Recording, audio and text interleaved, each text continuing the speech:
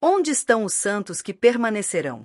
Onde estão aqueles que decidiram que, passe o que passar, quanto a mim e a minha casa, nós serviremos ao Senhor? Que o cenário político mude, que todos ao nosso redor mudem, que nossa situação financeira mude. Mas não importa o que aconteça ao nosso redor, nós decidimos, tomamos a decisão de seguir Jesus. Foi em setembro de 2008 que um furacão chamado Ike varreu a região. Aqueles de vocês que estavam por aqui em 2008 devem se lembrar daquele furacão Ike.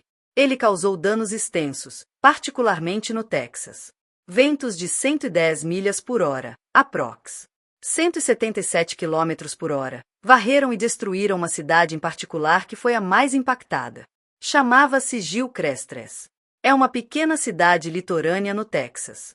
Uma comunidade que ostentava cerca de 200 casas, apenas um pequeno bairro, principalmente de casais aposentados que tinham ido para lá, se mudado para essa pequena comunidade costeira para desfrutar de um pouco de paz e descanso adequados àquela estação de suas vidas. E justamente quando buscavam um pouco de paz, a tempestade veio. E o rescaldo do Ike foi devastador.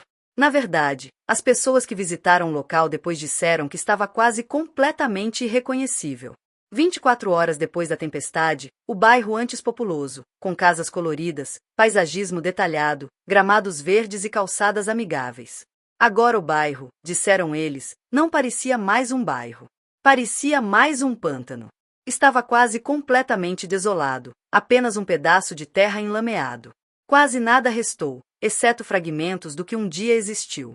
Mas a única coisa que dava uma leve referência à história, o único marco que evidenciava que ali existia uma comunidade no dia anterior, é que das 200 casas que havia ali, apenas uma permaneceu. 199 delas foram varridas pela tempestade, mas uma ainda estava de pé. Acho que temos algumas imagens para que vocês possam ver a visão estranha e notável desta única casa que permaneceu de pé após a tempestade. Eu gostaria de ter tempo, porque se eu tivesse tempo esta noite, eu simplesmente faria a pergunta: o que há nesta casa que a manteve de pé quando a tempestade varreu todo o resto? Porque a verdade é que, se eu tivesse tempo, falaria sobre os proprietários que já haviam passado por tempestades anteriores, então tomaram a decisão sábia e proativa de reforçar sua casa para que estivesse preparada para futuras tempestades. Poderíamos gastar um tempo nisso se tivéssemos tempo. Mas, em vez disso, gostaria que vocês considerassem essa imagem chocante que acabaram de ver e pensassem em como ela não apenas nos mostra uma paisagem geográfica, mas honestamente, tristemente, se vocês pensarem bem, ela se parece muito com a paisagem de algumas de nossas vidas. Porque a verdade é que há muitas pessoas que começaram a jornada conosco, mas agora, nestes anos em que estamos, olhamos ao redor e percebemos que nem todo mundo está construindo casas que permanecem de pé. Que a verdade é que, quando começamos e fizemos um compromisso, talvez de seguir a Cristo, ou fizemos um compromisso de levar nosso casamento até o fim, ou aquele empreendimento que o Senhor nos confiou, ou aquele ministério que Ele nos pediu para começar. Todos tinham tanto fervor no início do projeto de construção, mas então a tempestade veio. E agora olhamos ao redor e percebemos que nem todo mundo está construindo casas feitas para durar, vidas que irão até o fim. Onde estão os santos que permanecerão? Onde estão aqueles que decidiram que, passe o que passar, quanto a mim e a minha casa, nós serviremos ao Senhor?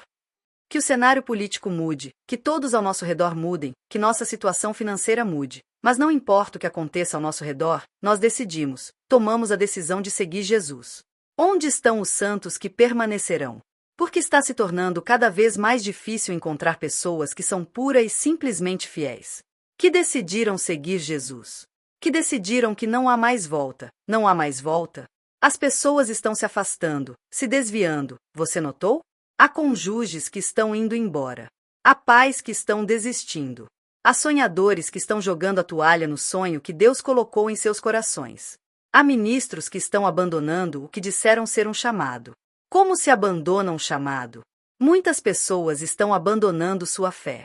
Estão desconstruindo sua fé a ponto de o que resta nem parecer mais fé. Onde estão as pessoas que permanecerão? Que ficarão? Que firmarão os pés e escolherão a fidelidade? E posso dizer a vocês, quanto mais velha eu fico, gente, menos impressionada fico com os famosos e mais impressionada fico com as pessoas que são pura e simplesmente fiéis. Eles podem não ser famosos, mas permaneceram. Podem não ser ricos, mas permaneceram. Podem não ser aplaudidos, mas permaneceram. Podem não ter best-sellers ou milhões de seguidores no Instagram, mas não estão preocupados com isso. Eles tentam ser firmes, inabaláveis e sempre abundantes na obra do Senhor.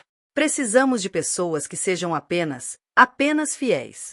Sem se comparar com a casa de outra pessoa, sem se perguntar se sua casa parece boa em comparação com as casas dos outros ao redor. Não, esta é a casa que o Senhor me confiou. E por isso vou garantir que esta fundação seja firme, e vou garantir que a estrutura desta casa seja sólida, e vou garantir que eu tenho uma casa que ainda esteja de pé. Então, eu vim para encorajar você a ficar, a permanecer, a ser fiel. O que Deus te chamou para fazer? Só você conhece a tarefa que Ele te confiou. O ministério que você sabe que Ele te chamou para começar, para o qual você se sente despreparado, sente que não tem dons suficientes, talentos suficientes. Então você adiou fazer o que Deus te pediu. E pensou que talvez jogaria a toalha porque tentou por um tempo, mas não parece estar florescendo ou crescendo, então você está prestes a jogar a toalha. Eu vim te dizer para ficar. O empreendimento que Deus gerou em seu coração.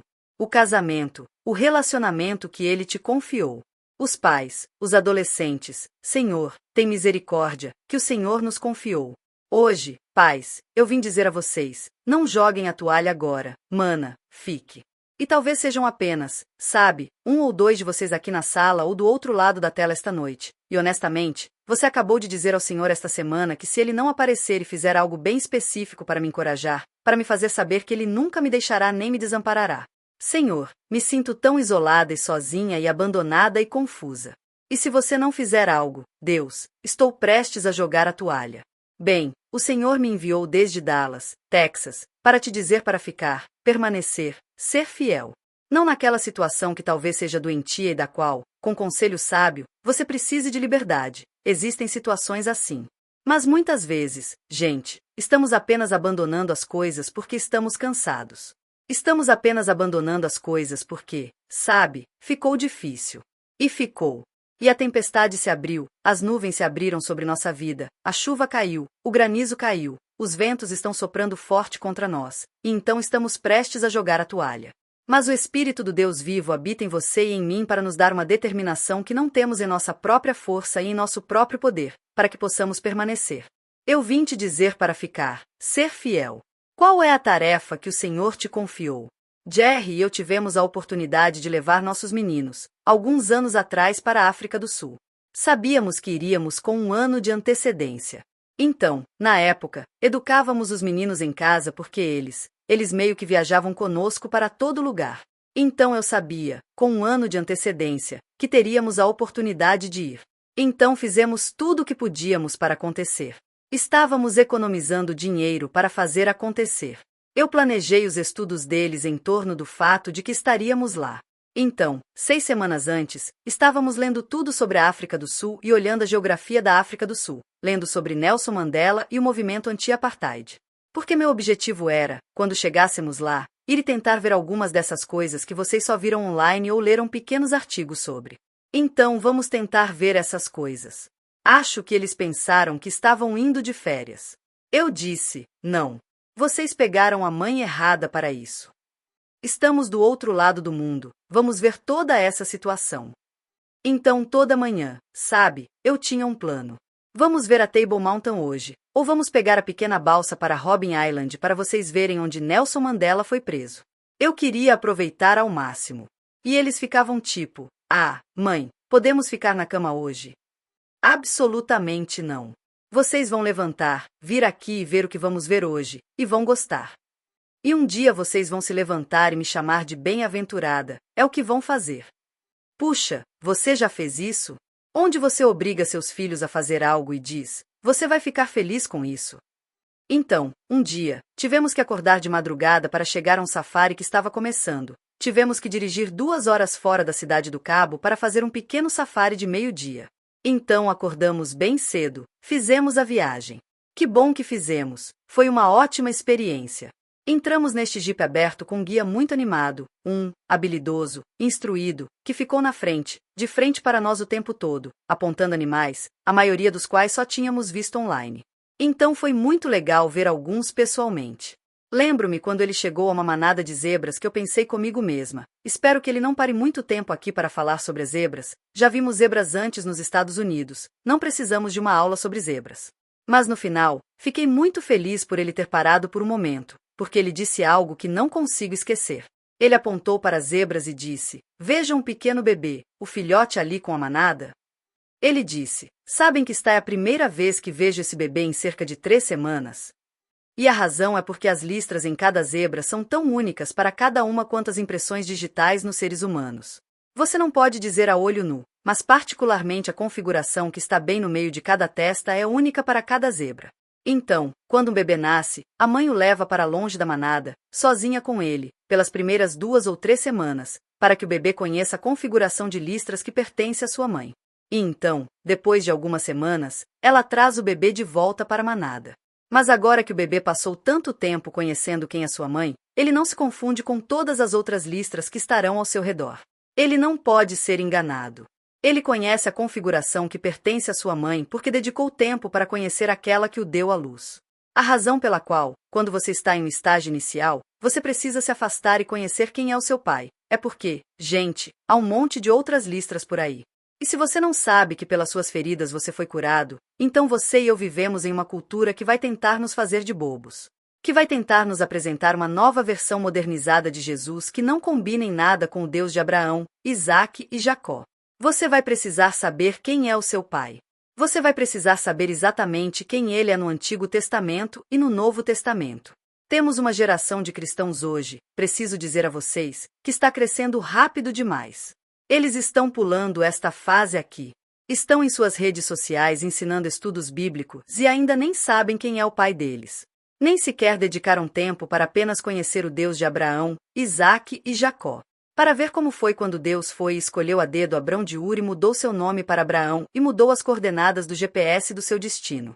Você precisa saber quem era o anjo do Senhor quando encontrou um Gideão cansado e tímido debaixo de um carvalho enquanto ele malhava trigo num lagar e o chamou para grandeza e vitória com um exército pouco impressionante. Você precisa saber quem ele era no livro de Ruth, quando basicamente ele orquestrou silenciosamente as circunstâncias dela para que sua história seja um legado para os livros de história. Você precisa saber quem Deus era quando libertou milagrosamente 2 milhões de refugiados hebreus e os conduziu pelo deserto e depois para a terra que mana leite e mel. Você precisa ver Deus prover água de uma rocha e maná do céu e codornizes para seu povo comer. Você precisa saber como foi quando os sapatos deles não se gastaram em seus pés porque Deus proveu para eles e cuidou deles. Você precisa saber quem o seu Deus era para que possa ter confiança em quem ele é. E então eu imploro a vocês, irmãs, não pulem esta fase aqui. Esta é a parte que vai garantir que sua casa possa permanecer de pé, porque a fundação é firme. Para que, quando a cultura tentar te apresentar uma nova versão avançada de Jesus, você possa olhar de volta e dizer: não, esse não é quem ele é, porque eu sei quem ele era. Quando dizem que ele é silencioso contra a injustiça, ou que ele tem um novo padrão modificado e mais baixo para a santidade, você pode dizer: esse não é quem ele é, porque eu sei quem ele era. Conheça quem é o seu Salvador. Dedique tempo para apenas mergulhar nas Escrituras para que você tenha uma base firme para esta casa. Você talvez saiba como é quando leva seu filho a um pediatra, e sabe nossa tendência quando eles são pequenos e ainda não andam, de balançá-los em nossas pernas, sabe, meio que alegremente em nosso colo, balançando-os para cima e para baixo. E eu ouvi um pediatra dizer antes que, nossa, pode ser muito perigoso, na verdade, colocar muito peso nas pernas dele cedo demais, porque seus ossos ainda são macios e maleáveis. E, na verdade, se houver muito peso sobre ele cedo demais, isso poderia causar a menor das distorções em sua coluna vertebral que você não pode detectar ou ver quando são jovens. É só quando ficam mais velhos que pode haver um leve desequilíbrio na forma como seus quadris se ajustam, porque muito peso foi colocado sobre eles cedo demais. Então, estou te dizendo, quando você está no estágio inicial, permita-se estar lá. Permaneça lá até que Deus a libere. Porque muitas vezes, você não pode dizer até que alguém cresça que é um mancar em sua integridade, que é uma falha em seu caráter, que eles não têm fortificação em sua espinha dorsal espiritual, porque não dedicaram tempo apenas para conhecer quem era o pai deles. Então, se você se encontra em um estágio inicial, eu imploro, não cresça rápido demais. Vá em frente e apenas relaxe aí até que Deus a libere. Porque a infância é para a intimidade. Sim. Gostou dessa palavra? Então curta, compartilhe com alguém que precisa ouvir isso. E siga nosso canal para receber mais mensagens que fortalecem sua fé. Juntos, vamos levar a esperança mais longe. Sua interação pode transformar vidas.